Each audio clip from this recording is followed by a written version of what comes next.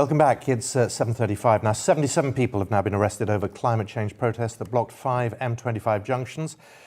Protest organisers Insulate Britain caused long tailbacks and disruption on Monday. Well, Zoe Cohen is a spokesperson for Insulate Britain. That's the climate change group involved. Zoe, good morning to you. Just explain to who you are. What is this group? And are you linked to Extinction Rebellion? Hi, Simon. Hi, Kirsty. Good to meet you both. We're a group of really concerned citizens, ordinary people who are very, very scared about the code red climate emergency that we're in. And we're demanding the simplest action from government, that they need to get on and insulate the homes of British people to reduce emissions, create jobs and eradicate fuel poverty. It's that simple, Simon.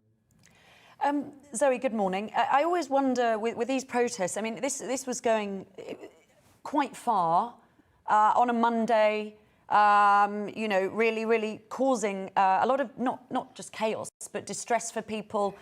We're seeing the pictures now. In fact, I experienced it, if I'm honest, and it was a bit of a nightmare. A lot of people very angry with your actions. Do you think, I mean, do you discuss how you're going to protest, and do you all have to agree on that? Because I'm quite interested in that.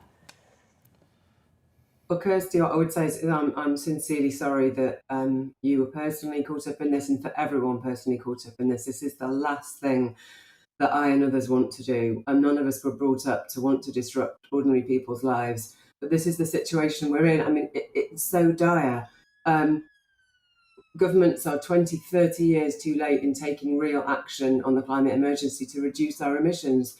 So we all feel that we're left with absolutely no choice. There are no easy choices left anymore. That's the point, and it's awful. You're talking to us from home, aren't you, in Warrington? Yes. How's the house insulated? What's the official rating on that house?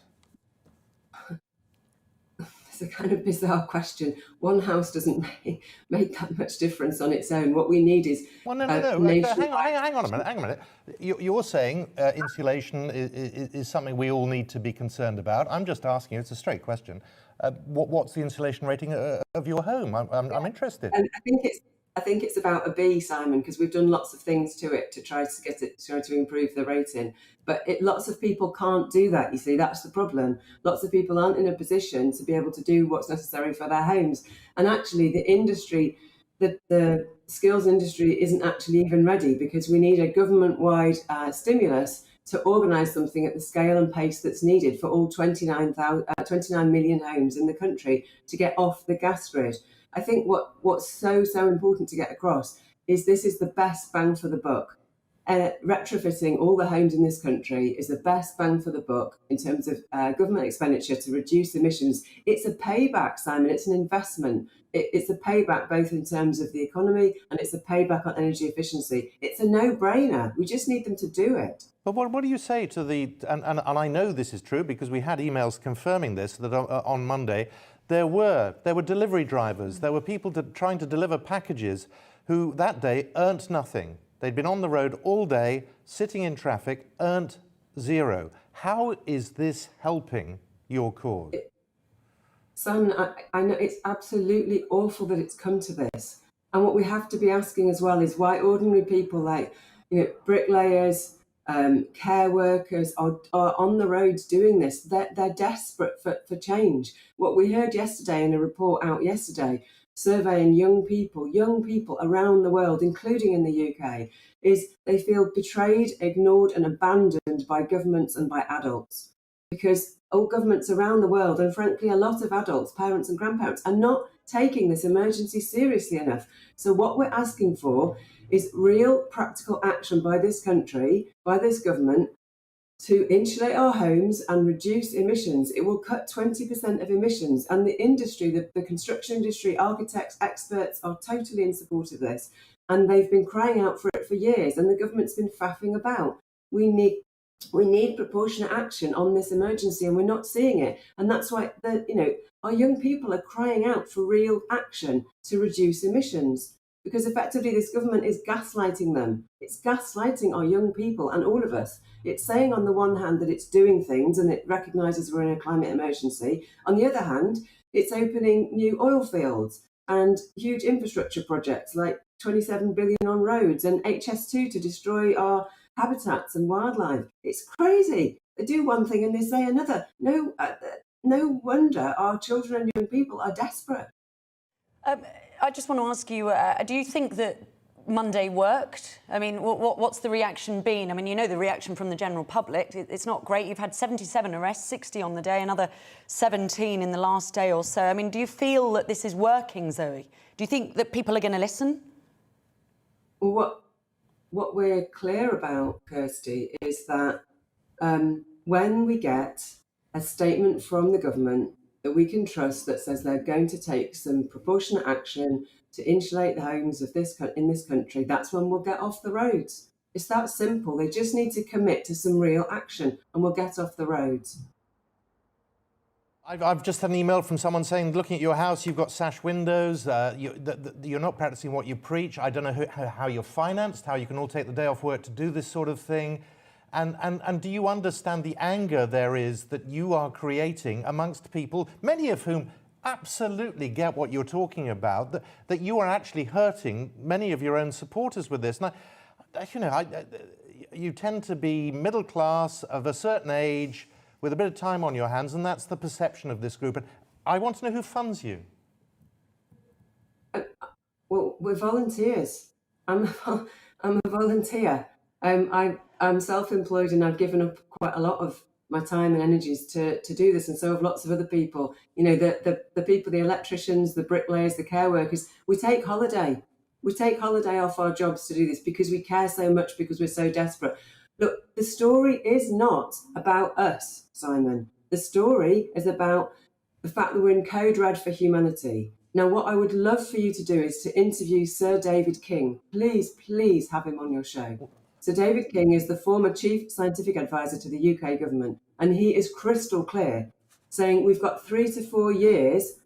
What governments do in the next 3 to 4 years will define the future of humanity for thousands of years to come. This is what we're talking about. This is why our young people are desperate for real action.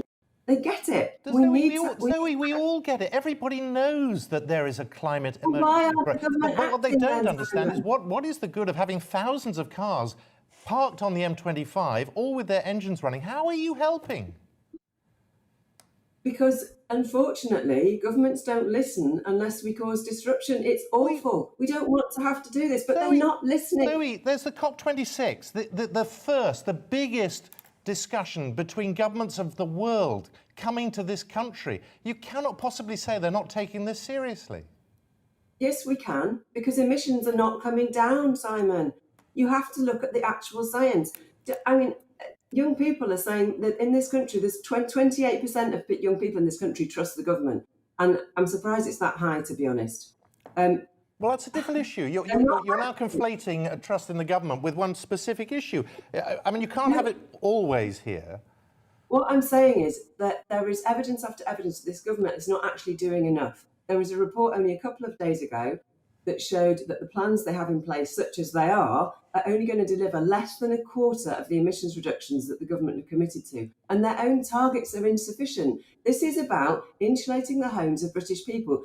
1 in 10 households in this country have to choose between heating and eating, Simon. That's not okay in the 6th biggest economy on earth. But why is it okay for you to disrupt my life and the life of everyone else who on Monday, there were some people who were trying to visit sick people in hospital who couldn't get there. There was one lady phoned a radio station and she was concerned because her daughter with special needs was in a taxi and getting very upset at being in a... You know, there were people who really suffered because of what you did. And I just want... I'm not arguing with your message. I'm just arguing about how you think this is the right way to do it. There is no right way to do it. I agree with you on that. Unfortunately, what history tells us is that time after time, people in power don't listen until ordinary people stand up and cause disruption. We know that from changes in, through history, whether it's women getting the vote or all sorts of changes. Most of the rights that we have as, in modern life are because of protest. And so, unfortunately, that's what we have to do. People in power don't listen otherwise. So what choice have we got as ordinary people? I've voted all my life and it's made no difference, Simon. There's never been an option on the ballot box to say, do what's necessary for the climate emergency. There's never been an option.